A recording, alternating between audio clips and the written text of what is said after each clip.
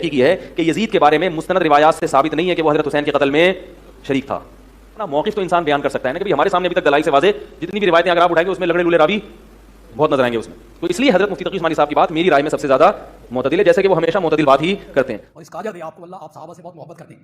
میرا تجزیہ یہ ہے کہ حضرت حسین رضی اللہ تعالیٰ عنہ کوفے آنا چاہتے تھے کوفیوں کو سمجھانے کے لیے.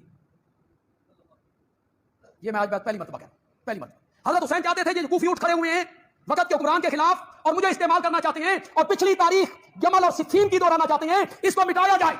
حضرت حسین کوفے آ کے کوفیوں کو سمجھانا چاہتے تھے کہ تم جو قدم اٹھا رہے ہو یہ قدم صحیح. اب حضرت حسین کا دامن کیا ہو گیا؟ حکومت کے خلاف بھی نہیں آ رہے.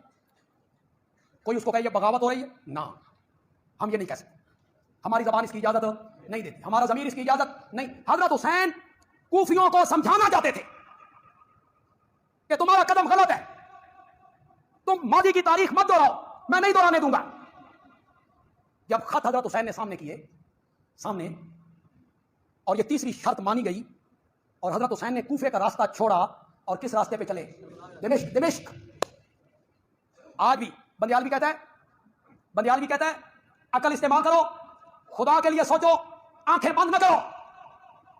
مکے سے کوفے جائیں، راستے میں کربلا نہیں آتا. مکے سے دمشق جائیں تو راستے میں کیا آتا ہے؟ آج بھی کیا معلوم ہوتا ہے حضرت حسین نے کوفے کا راستہ چھوڑا، کون سا راستہ اختیار کر لیا؟ کہاں جانا چاہتے ہیں؟ تیسری شرط مانی گئی، جائیں.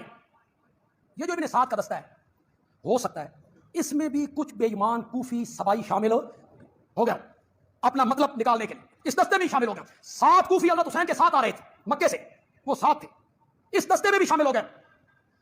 جب انہوں نے سوچا کہ اگر حضرت حسین چلے گئے یزید کے پاس اور ان کی ہو گئی سلو تو حضرت حسین ہمارے خط یزید کے سامنے رکھ دیں گے، اس پر ہماری موریں ہیں، نام ہے، یزید تو ہماری چمڑی ادھیر دے گا.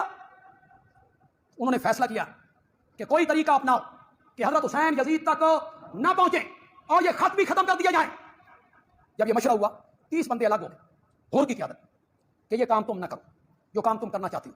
لیکن انہوں نے جو ابن سعد کے دستے میں کچھ کوفی سبائی یہودی چھپے ہوئے تھے اور وہ 60 کوفی جو ساتھ آ رہے تھے، انہوں نے یکبار کی حملہ کیا اور حضرت حسین اور ان کے ساتھ دوسرے ساتھیوں کو کیا کر دیا؟ شہید کر دیا. یہ کوئی باقاعدہ جنگ نہیں ہوئی. امام حسین مدینہ چھوڑ چکے تھے. یہ ذہن میں رکھیے جب حسین مدینہ چھوڑ کے آ رہے تھے اس وقت امام حسین نے ایک بھی اعلان نہیں کیا کہ میں کوفے جا رہا ہوں.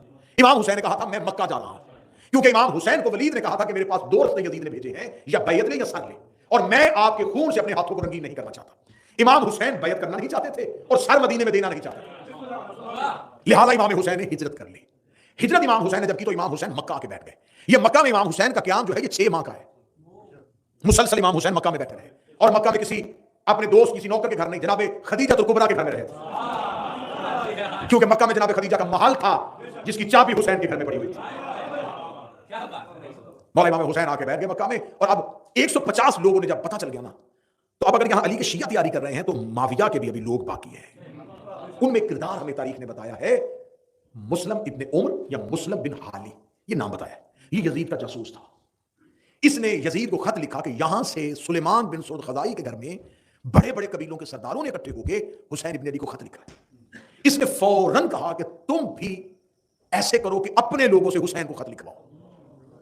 اب دیکھیے گا، اب محمد بن اشعث جودا کا بھائی اور وہ اشعث جس نے مدائن میں مولا حسن سے دھوکہ کیا تھا، اس کا بیٹا، اس نے اپنے گھر میں لوگوں کو اکٹھا کیا اور اکٹھا کر کے وہاں سے خطوط لکھے، جن خطوط کے آخر میں انہی لوگوں کا نام لکھ دیا جنہوں نے سلیمان کے گھر میں خطوط لکھے تھے. اب دیکھیے گا تاریخ میں دھوکہ کیسا ہوا ہے. جو سلیمان کے گھر میں شیعوں نے خطوط لکھے تھے، سلیمان نے کہا کہ کیونکہ امام کا پروٹوکول نہیں ہے کہ ہم قاصد بھیجیں، یہ امامت کی شان کے خلاف ہے کہ امام مکہ آئے ہوں اور ہم کسی قاصد کے ہاتھ اپنے خط بھیجیں. اٹھو اپنے اپنے خط لے کے مکے جاؤ. 150 لوگ خطوط کے ساتھ مکہ پہنچ گئے. مکہ میں امام حسین کو کوفہ کے تمام حالات سے باخبر کر دیا. مولا امام حسین نے تمام حالات کو دیکھنے کے بعد کہا کہ میں ابھی کوفہ نہیں جاؤں گا، میں بھیجتا ہوں مسلم کو، تم پہلے مسلم کے ہاتھ میں میری بیعت کرو. اب مولا امام حسین نے جب کہا نا کہ مسلم آئیں گے، مسلم بیعت لیں گے، وہ مسلم کے بعد میں آؤں گا، انہوں نے فوراً پہنچے کوفہ میں، کوفہ میں جا کے اعلان کروایا حسین کے سفیر آ رہے ہیں. اب علی کے نوکروں نے تیاری کرنی شروع کر دی ہے. ادھر علی کا لشکر تیار ہو رہا ہے، علی کے محب تیار ہو رہے ہیں، حسین کے ساتھ ہی تیار ہو رہے ہیں. جب مولا مسلم کوفہ پہنچتے ہیں تو جناب مختار جو تھے یہ مدائن میں تھے، لیکن ان کا گھر کوفہ میں تھا. بور تو نہیں ہو رہے آپ؟ یہ کوفہ میں تھے. جناب مختار کو جب مسلم کی خبر پہنچتی ہے کہ جناب مسلم آ رہے ہیں تو جناب مختار فوراً مدائن سے کوفہ پہنچ جاتے ہیں اور کوفہ شہر کے باہر آ کے جناب مسلم کا استقبال کرتے ہیں. جناب مسلم کو لے جا کے جناب مختار پہلا پڑاؤ، پہلے مہمان کوفہ میں جناب مسلم جناب مختار کے گھر بنتے ہیں. اب یہاں پہ آپ کو ایک سوال بہت ستائے گا، وہ سوال کا جواب میں کوشش پوری کر رہا ہوں کیونکہ نیلسن مجلس کے لیے جانا ہے تو ورنہ میں مجلس کو طویل کرنا چاہتا تھا، لیکن آپ جو رک جائے گی وہ کل. ایک سوال جو بنتا ہے کہ جب جناب مسلم کوفے میں تنہا تھے تو یہ جو لوگ تھے یہ کہاں تھے؟ جب جناب مسلم بے یارو مددگار کوفہ میں رہ گئے تو مختار کہاں تھے؟ مسلم بن اوجہ کہاں گیا؟